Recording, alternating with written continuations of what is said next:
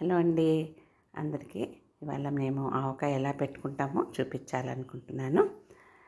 ప్రతి సంవత్సరం ఇదొక పెద్ద వేడుకలాగా చేసుకుంటాము. చూసారు కదా, అన్ని గిన్నెలు, ప్లాస్టిక్ గిన్నెలు, స్టీల్ గిన్నెలు అన్నీ కడిగిచ్చి పెట్టుకోవటం, ఒకరోజు ముందు సరుకులన్నీ తెప్పించుకోవటం, ఆవకాయకి సంబంధించిన సామాన్లు, తర్వాత పాత బట్టలు అన్నీ తీసి పెట్టటము, ఈ కాయలు ఆరబెట్టుకోవటానికి కడిగి, మా తోట నుంచి కాయలు వచ్చాయి.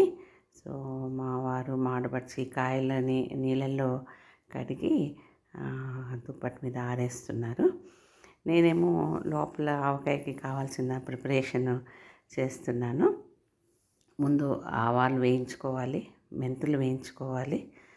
అవి నూనె ఒకటి, మేము అందరూ పచ్చి నూనె పోస్తారు, మాకు మటుకు నూనె కాచి చల్లార్చి ఆ నూనెతో మేము కలుపుతాము ఆవకాయ.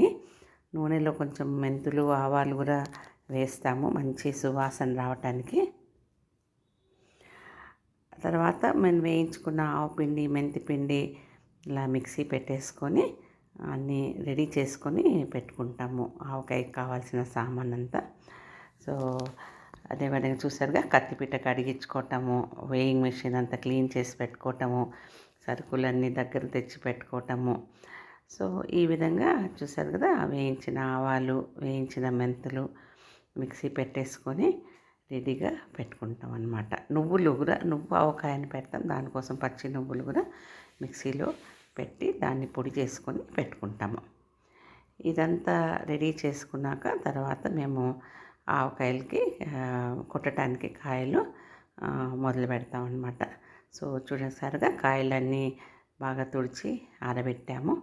ఈ కత్తిపీట మీద మా వారు ప్రతి సంవత్సరము కాయలు ఈ కత్తిపీట మీద కొడతారు. సుమారు 40 ఏళ్ళు పాతది ఈ కత్తిపీట, చాలా పదునుగా ఉంటుంది.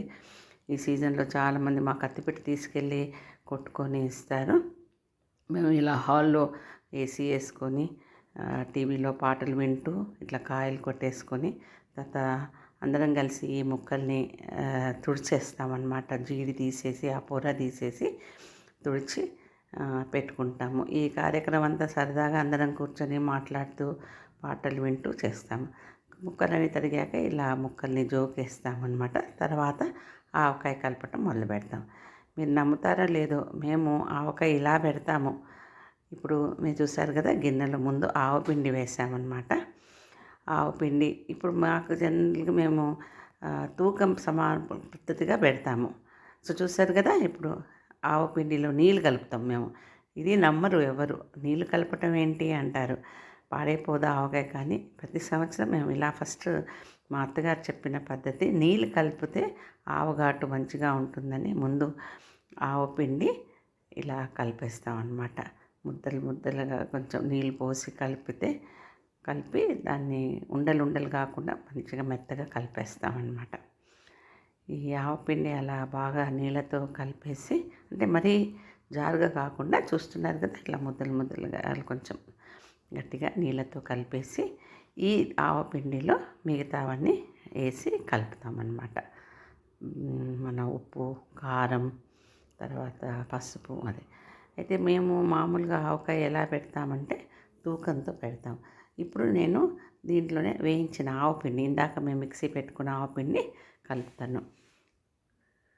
అలానే వేయించిన మెంతిపిండి కూడా ఆవపిండితో కలిపేస్తామన్నమాట. ఆవపిండితో కలిపేసి దాంట్లోనే కొంచెం శనగలు కూడా వేసేసి, శనగలు వేసాక దాంట్లో అప్పుడు మిగతా సుమారుగా మేము 1 కిలో ముక్కలకి, మా లెక్క ప్రకారం ఎప్పుడు ఎట్లా అంటే 1 కిలో ముక్కలకి అర్ధపావు కారము, అర్ధపావు ఆవపిండి, 1/2 కిలో ఉప్పు. ఈ విధంగా ఎన్ని కిలోలు పెట్టుకుంటే అన్ని ఈ మిక్స్చర్ 1/8 కేజీ కారం, 1/8 కేజీ ఆవపిండి, 1/4 కేజీ ఉప్పు, అండ్ సుమారు 1 కేజీ ముక్కలకి 1/4 కిలో నూనె, 1/4 కిలో కన్నా కొంచెం తక్కువ నూనె పడుతుంది. ఇది మాకు ఎప్పుడు కొలత అనమాట. ఈ కొలతతోనే ప్రతి సంవత్సరం పెడతాం. ఉప్పు ఎక్కువ కావటం కానీ తక్కువ కావటం కానీ, నూనె ఎక్కువ కావటం తక్కువ కావటం కానీ ఎప్పుడు అవ్వదు. ఎప్పుడు పచ్చళ్ళు కూడా పాడైపోవద్దు, లాస్ట్ వరకు కూడా చాలా ఫ్రెష్గా ఉంటుంది. సో ఈ విధంగా మేము ఆవకాయలు ప్రతి సంవత్సరం ఈ పద్ధతి మా అత్తగారు మాకు నేర్పించారు. సో అదే పద్ధతిగా మేము కూడా ఇదే విధంగా పెడుతూ ఉంటాం అన్నమాట. చూస్తున్నారు కదా, ఇప్పుడు ఆవపిండిలో ఇందాక వేయించిన ఆవపిండి మెంతిపిండి కలిపాము. ఇప్పుడు ఉప్పు కలుపుతున్నాము. అంతా కలిపి సమానంగా వచ్చేటట్టు ఆ ఆవపిండి ఏదైతే ఉండలైనాయో అవన్నీ కూడా మెత్తగా తీసేస్తే కలపటానికి ఈజీగా ఉంటుంది. సో ఇలా చూస్తున్నారు కదా, అన్నీ కలిపేస్తున్నాం అన్నమాట. ఇలా నెక్స్ట్ ఉప్పు కలిపేసాక తర్వాత దాంట్లోకి మేము కారం కలుపుతామన్నమాట.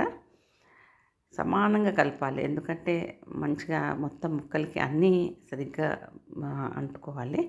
నెక్స్ట్ కారం ఎలా అయితే కొలత ఉప్పు చేసామో అలానే కారం కూడా ఉప్పు కొలత తీసుకొని కారం కూడా వేసేసి కారంతో పాటు మొత్తం మళ్ళీ కలిపేస్తాము. చూస్తున్నారు కదా, కారము, ఆవుపిండి, మెంతిపిండి, తర్వాత వేయించిన మెంతిపిండి, ఉప్పు, ఇవన్నీ ఇలా దీన్ని ఆవకాయ మిక్స్చర్ లాగా మసాలా అంటాం, ఆవకాయ మిక్స్చర్ చేసేస్తాం అన్నమాట. తర్వాత ఈ వేసుకుంటూ మనం సమానంగా దీన్ని కలుపుకుంటూ మొత్తం అంతా సమానంగా ఇప్పుడు చూస్తున్నారు కదా, మా వాళ్ళందరూ కలిసి చేసుకుంటాం ఏ పనైనా. కొంచెం ముక్కలు తరిగేయటము అని చేస్తూ ఉంటారు. నెక్స్ట్ ఏం చేస్తామంటే దీంట్లోకి నూనె వేస్తామన్నమాట. నూనె కూడా వేసేసి నూనెతో కూడా ఇది కలిపేస్తాము, ఈ మొత్తం ఆవపిండిని.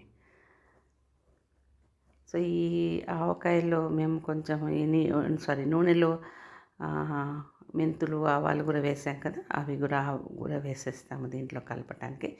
ఇవన్నీ మంచి చాలా రుచిగా ఉంటాయి ఆవాలు, మెంతులు.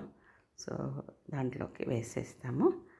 ఇది మొత్తం మంచిగా పైన కింద సమానంగా కలిసి వచ్చేటట్టు కలిసి మంచిగా ఉండాలి, ఎందుకంటే ముక్కతో కలిపినప్పుడు సమానంగా ఉండాలి ఉప్పు, కారము అంతా కూడా. ఇలా కలిపేస్తాము. మళ్ళీ కొంచెం నూనె పోసుకొని సమానంగా కలిపేసి తర్వాత దీంట్లోకి మనము ముక్కలు వేస్తామన్నమాట. ఇప్పుడు ముక్కలు వేసి ముక్కలకి పసుపు వేసుకున్నాక పసుపు సరిగ్గా ఉన్న ఇలా ముక్క మీద చూసుకోవాలి. ముక్క పసుపుగా ఉంటే పసుపు ఎందుకంటే పసుపు ఎక్కువైనా పసుపు టేస్ట్ వస్తుంది కాబట్టి పసుపు తగ్గట్టు వేసుకొని అలా ముక్క పసుపచ్చగా కనిపించిందంటే మనకు పసుపు సరిపోయినట్టు అనమాట. సో ఇలా ముక్కలు కలిపేసి మొత్తం కొంచెం పసుపచ్చగా ఉన్నాయి ముక్కలు, అంటే పండినట్టు కావు కానీ చాలా పుల్లగా ఉన్నాయి. ఇది మా తోటలో కాయలు, దీన్ని జలాలు అంటారు ఈ మామిడికాయని. ఇది కండ బాగుంటుంది, మరీ ఎక్కువ పీచు ఉండదు, పులుపు బాగుంటుంది. ఇది ప్రత్యేకంగా ఆవకాయ కోసం పెట్టే ఇదనమాట. సో నెక్స్ట్ ఇప్పుడు మనం పెట్టిన ఆవకాయని మనం ప్లాస్టిక్ డబ్బాల్లోకి ఎత్తి వేస్తున్నాను అనమాట. దాంట్లో ముందు కొంచెం నూనె వేసుకొని తర్వాత సరిపడ్డ ముక్కలుతో పాటు కొంచెం ఆవకాయ మిక్స్చర్ అన్నీ కలిపి వేస్తూ మొత్తం అన్ని డబ్బాల్లోకి ఎత్తి పెడతామన్నమాట. ఈ విధంగా మేము ఆవకాయ ప్రతి సంవత్సరం పెడతాము. ఇది అందరం కలిసి చేసుకుంటాం కాబట్టి కష్టంగా అనిపించదు. ఇది ఒక ఆవకాయ పని ఎప్పుడైనా ఒక టీం వర్క్. చూసారా, అన్ని ముక్కలు దానికి తగ్గట్టు కొంచెం కొంచెం ఆవకాయ పిండి కూడా తీసుకుని దాంట్లో వేసి మొత్తం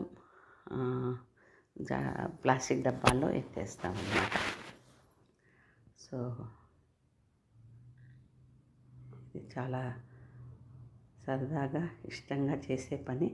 మేము ఇంత ఆవకాయ ఎందుకు పెడతామంటే మాకు చాలామంది మా ఆవకాయ బాగుంటుందని తీసుకుంటారు. అందరం కలిసి చేసుకుంటాం కాబట్టి అందరు ఎవరి ఇళ్ళకి వాళ్ళకి తీసుకెళ్ళటానికి వీలుగా ఉంటుంది కాబట్టి అందరికీ కలిపి ఒకే చోట పెట్టుకుంటాం అన్నమాట. సో ప్లస్ ఇప్పుడు పిల్లలందరూ విదేశాల్లో ఉంటున్నారు, సో వాళ్ళకు కూడా కొంచెం పంపించడానికి అవకాశం ఉంటుందని కొంచెం ఎక్కువగానే పెడతాము. అందరూ ఎంత తగ్గించినా ఆవకాయలు మొదట్లో ఆవకాయ అంటే చాలా ఇష్టపడతారు. అండ్ ఎప్పుడైనా ఆవకాయ ఉంటే మంచిదే ఇంట్లో. మధ్యలో ఒక డెలివరీ కేసుకి వెళ్ళాల్సి వచ్చింది, హాస్పిటల్కి వెళ్ళొచ్చాను. తర్వాత మళ్ళీ ఇది 3వ రోజు మళ్ళీ ఆవకాయ పని. అలా 3వ రోజు ఏం చేస్తామంటే అన్ని డబ్బాల్లోంచి ముక్కలన్నీ కలిపి ఒక గిన్నెలో వేసుకొని మళ్ళీ కలిపేసి